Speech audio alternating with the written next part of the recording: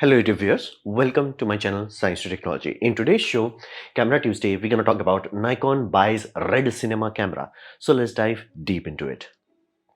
So what exactly is happening here? Well, you have to understand Nikon is a big company, as in it started in 25 July 1917. Yes, this company is a 1 century old, so it's an old daddy.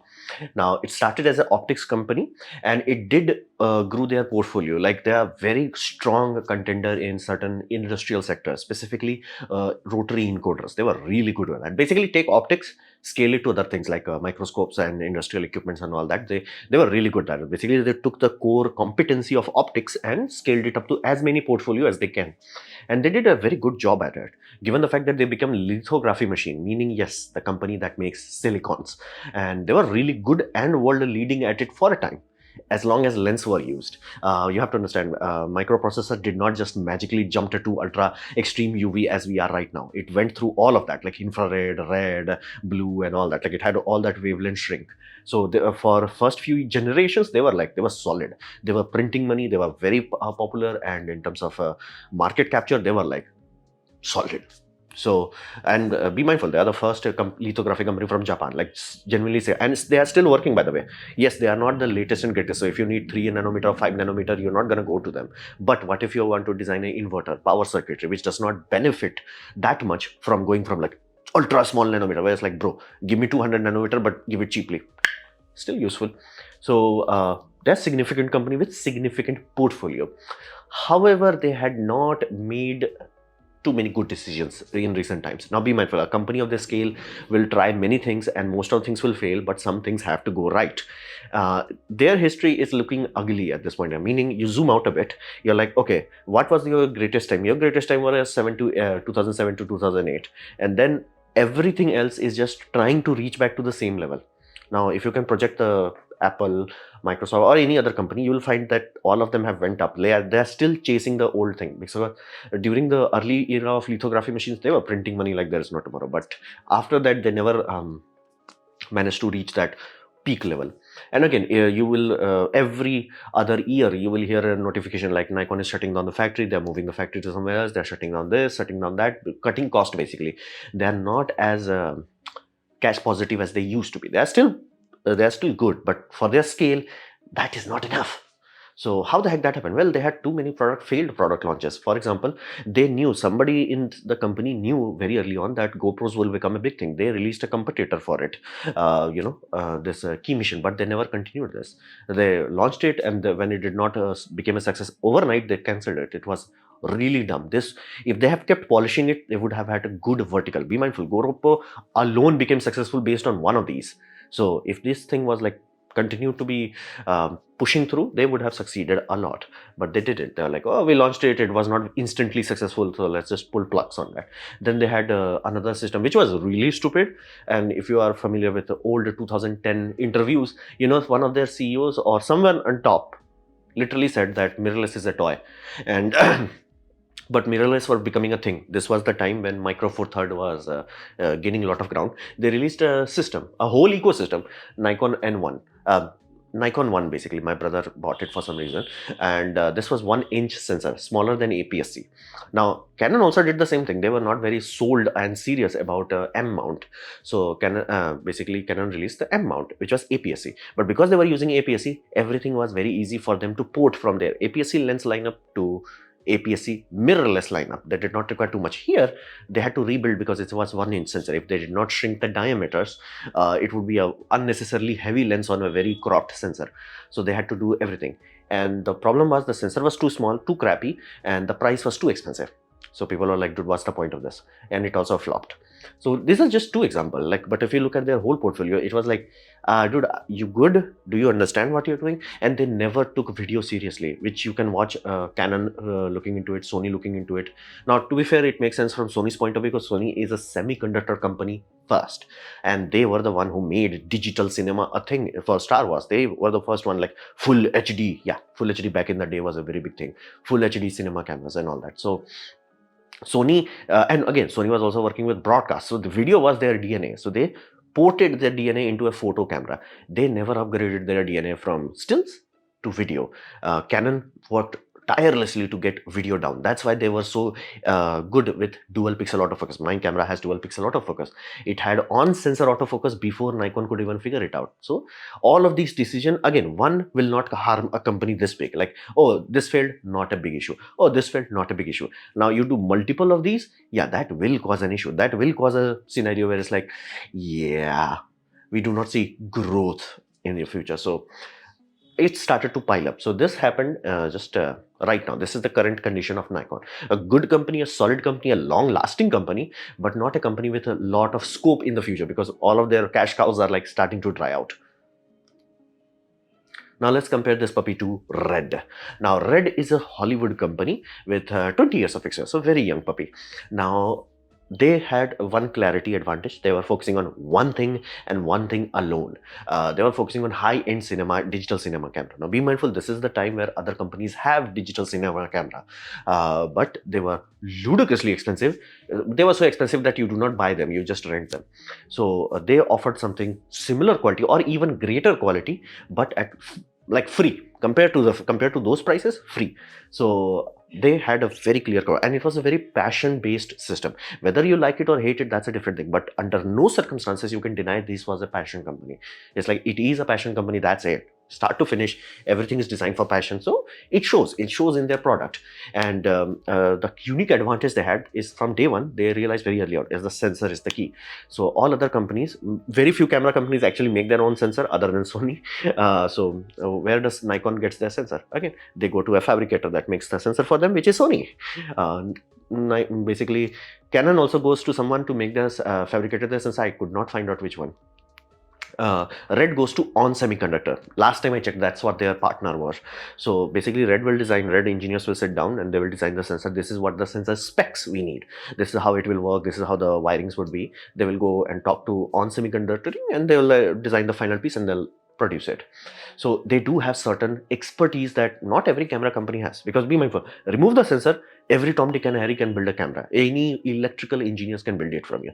Introduce sensor and its own analog to digital converter circuitry. Yeah, there are few people on the planet that can do that. So this was a significant edge that Red has. Think about it this way. Sony, again, a giant semiconductor company, releases a basically global shutter full frame. Everybody's like, whoa. Speed wise, it's like, whoa. Red releases full frame. It's like, oh my god, you released a full frame global shutter that literally, let this be clear, literally has zero compromise. How the heck they did that? Because again, there are two advantages. Sony did not have the luxury of price and did not have the luxury of size. They had the luxury of size and price. So a giant cooling system, which I'm reasonably sure is suppressing the noise floor very down. And again, it does have Peltier coolers. So that, and given the size that is required to process that much. So they are a very passion driven company, and because they have a core competency in sensor, they really do have certain feel to it, and because of the spec sheet available or the price available, they become a really big deal. In 20 years they did that was impossible to think, but they made RE think, whoa. So it is a very serious company and achievement wise undeniable. However, they are in some rough water. Now the reason why they are in rough water is because their unfair advantages from their patent. They really have good technologies, color science, other things. They are really good in terms of FPS, in terms of resolution. Flat out, you cannot compete this with anything else. Like other camera companies are like 8K but at 25 frame per second. This is like 8K at 60 frame per second. So fundamentally, there is no competition when it comes to this. However, in terms of what others simply cannot do, is their patent advantage, meaning somehow, this is the early years, somehow they convinced a judge or basically a patent office to grant a patent. Now be mindful, this is the time where digital camera used to exist, but what used to be like old VCR cameras, like you had the dock and you had a satchel, and that satchel had basically the reel recording system, digital tape recording system. That's how we used to have handycam, quote unquote. Then it took a lot of miniaturization for this puppy to get in here. So digital camera was in that stage. So the camera was there, but you had the server box. So there were always two separate parts. What they patented is like, what if all of that is in one part? Why did nobody else did? They were coming from a free point, and Sony was coming from a like, we are so like important, so influential that price does not matter. So they were not innovating. Basically, they were like, what if we use computer technology? Computer was developing a lot in early 2000s. So what if we use that computer technologies like SATA hard drives, not SATA normal hard drives, SATA SSDs into this puppy? It worked quite well. So the patent is that in body raw compressed recording is prohibited. That's what they have patent on. You can do in body raw recording, but you cannot do in body raw compressed. If compressed raw is used, that's their patent violation. And somehow they have the patent lock on it should not be done in body. That's why you can buy a lot of mirrorless camera, Nikon, Sony, Canon, Panasonic, whatever have you, have clean HDMI output which is completely raw, and capture that on a like a Ninja V Pro, and then you can be just like, you get full raw that will be comparable to this. But why they can't do the same thing on the body? That's the patent lock. They got the patent lock. So other companies who can like work with some other ways, they could not give you this ability. And as silicon technology became important, as memory speeds became fast enough where people wanted to do it, and then they randomly realized, oops, we let this patent pass, and bad things happen. So that does give them unfair advantage. They did milk it, let them be very clear. They do build a really good camera. They do build a very oomph state, and look and feel is genuinely good. So it does work. However, the market is getting crowded, and they thought they will penetrate upwards. That upwards penetration did not happen as much as they expected. Like right now, like Top Gun Maverick, Sony, look into the Oscar nominees or like top grossing movies. You'll find way too many REs, way too many Sonys, and very few Red. Like you'll be shocked. Like of course, Red is flying like hotcakes compared to a company that is only 20 years old, but it's not penetrating as much as they were thinking. Now that is on the upper end, because again, be mindful, those people are playing on a whole different level where IMAX camera is not that expensive. Like look at the budget of Oppenheimer. IMAX camera is not that expensive. Even Dune actually used a reel-based IMAX system. Heck, if I'm not mistaken, the older one, they projected it on a film and then they got it out to get that noise feeling to it. So upper end, it's a very ecosystem kind of an area where RE has certain advantages. Like, bro, we got the camera, good. We got the lens, good. We got the lights, we good. So why wouldn't anybody just use that? It's like sorted. Now, what about the bottom half where they were like, nothing comes close? Well, if you are a patient, Blackmagic can give you good options. Willing to put another body in your camera, like a HDMI external recorder, voila, you get the raw file. And other companies like Kfinity and all that, they are also providing things that are very close to this. Now, let this be very clear. They are 90% of this, but that last 10% is the hardest. But here's the deal. Does your audience appreciate that last 10%? Let that be very clear. This will be really good compared to this, but it's like, and if most media is consumed in a mobile phone, does that really matter? So the lower market is getting flooded. They did not manage to penetrate as much as they thought. So they are in a shocky ground. So on top of that, they somehow thought they can make a smartphone. They took a huge loan for this puppy and this disappeared. So I can guarantee you this would have taken a huge chunk out of there. And the company is very small, so 200 people. So they are on a shaking ground. Now let this figure. They are not sinking. They are not flying. They are just like, they're not like GG. So this is Red. Now, how all this started? Well, all this started in the court case where Nikon, basically Red fired missiles. This was the Red missile fired. Is that patent? Now, let this again. This is why I said patent is very weird. Highly compressed video data in a visually lossless manner.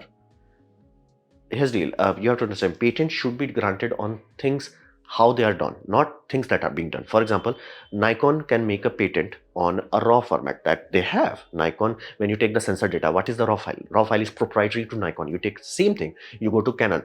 Canon has to develop their own system, and they did. That's why you have Canon RAW. Same goes with Sony. Every company can develop the raw capability. All they cannot do is like copy paste the algorithms. That's patented. That's how it should be. It's like, I built this puppy exactly like this, like Sony getting patented on tri-electron system, not TV itself, but tri-electron gun that was allowed. There was a very weird way of getting good contrast. So how you're doing something, that should be patentable. That's the whole point of patent, not what you are doing. Somehow Red managed to get the patent itself, and I'm pretty sure it was the sole reason it happened, because somehow they convinced the jury and all that. It's like, hey, look at the digital cameras they have, like, big servers. Like, dude, they're using 90s technology, you are using 2000s technology. The computer shrinkage has happened extremely fast in that jump frame. So they got it. So that's the whole point.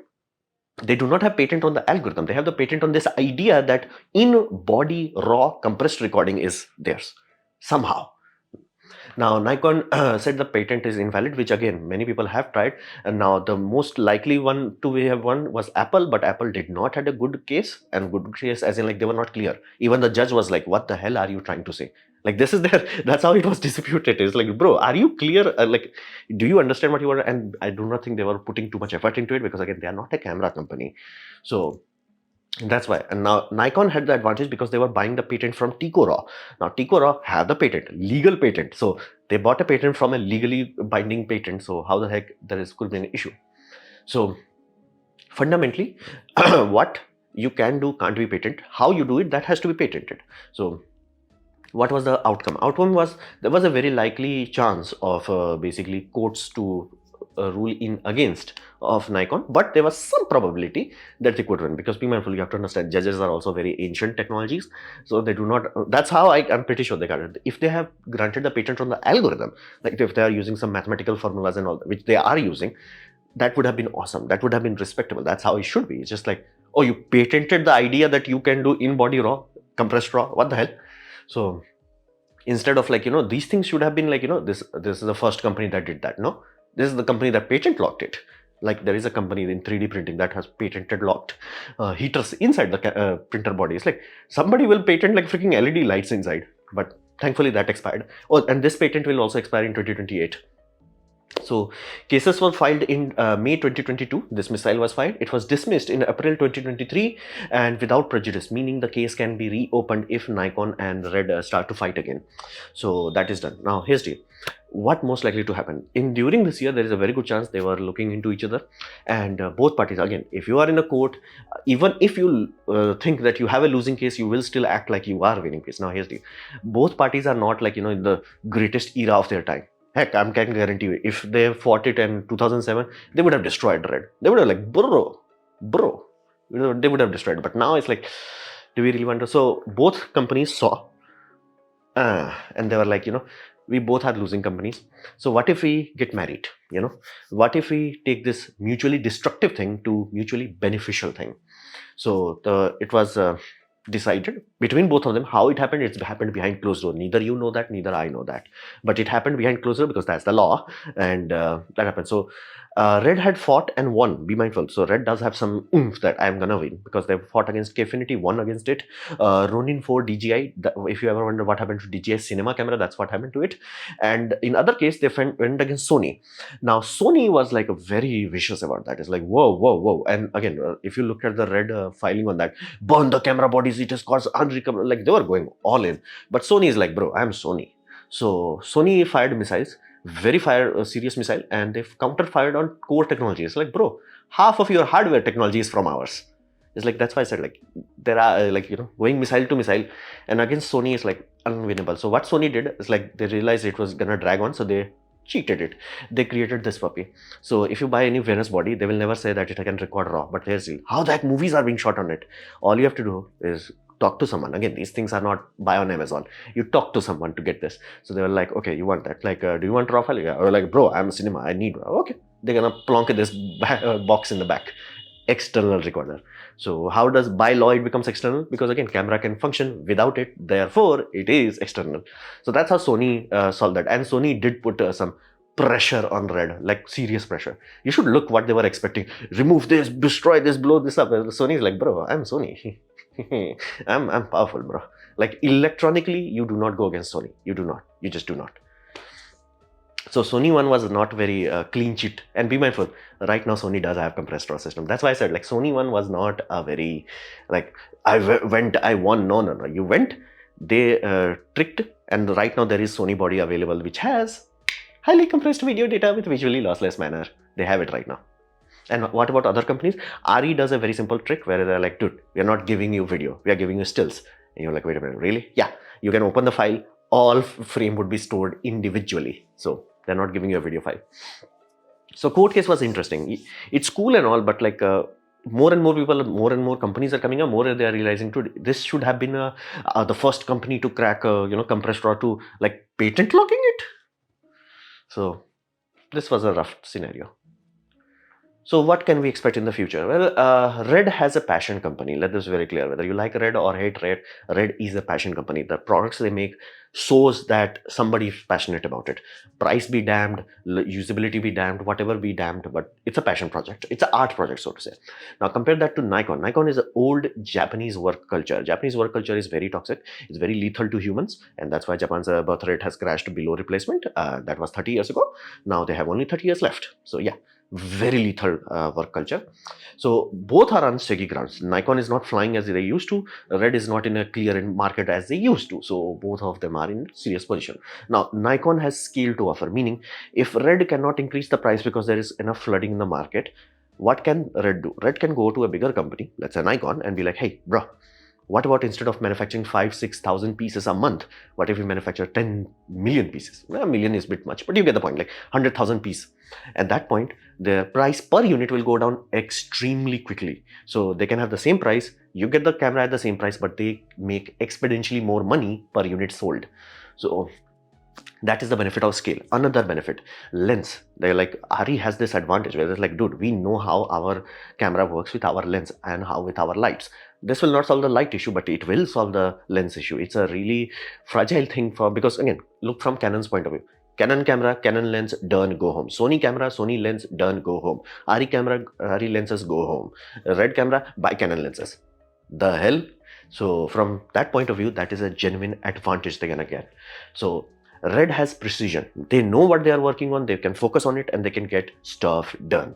So that is the Nikon basically horsepower behind the precision of Red. That could be significant. If done correctly, both companies can grow exponentially, not just like a little bit, exponentially. However, let's come to the real world. Mergers have very, very, very bad history. Like very bad history. Like bad. Like look into every year how many mergers happened, and like please look 10 years ago, because again it does take time to crash and burn. So most of them do, because risk mergers are always described as a high risk high reward scenario, because most of the time if you larger party is absorbing you, you will be destroyed. But if it's like both parties are in like shaky ground, both can be destroyed, and yes, it has happened. So mergers are very, like, last ditch effort. So if anybody is like, Red must be, comfortable, no. If they were, they would not. They would have changed the CEOs. CEOs would like, bro, we cool, awesome, but like, now it's time to like, part ways. Again, people get bored, especially passionate people, they do get bored. So they could have left. Another CEO could have, and companies have been fine working, but that did not happen. They sold it. Selling it means fundamentally they were not on like flying grounds. And again, Nikon does have lens expertise, genuine lens expertise. So like Google bought Motorola. Do you even know what happened to it? They're like ludicrously long list. So road ahead is very tough, let that be very clear. But if they pull through, if Nikon and Red can work together like a proper couple, making love to each other, we're gonna have some amazing cameras tomorrow. Now, I'm hopeful by 2028, all the patent issue would have been solved, and then we'll see who is true champion. Because be mindful, I'm already seeing Sony is releasing in camera raw. That's why I said Sony did not lose. They just like circumvented it, and they fired counter missiles just to annoy them. So, future is gonna be interesting to see, but do not expect anything to change for first few years. So this was my presentation on basically Red acquisition by Nikon. Hopefully you have liked it, learned from it. In that case, please click the like button, share it amongst a friend. That will help me a lot. If you didn't like it, didn't enjoy it, I urge you to press dislike, press it twice to show my extra disappointment. Please leave a comment because I do try to reply to all of them. Subscribe, press the bell icon if you're free, and as always, thanks for watching.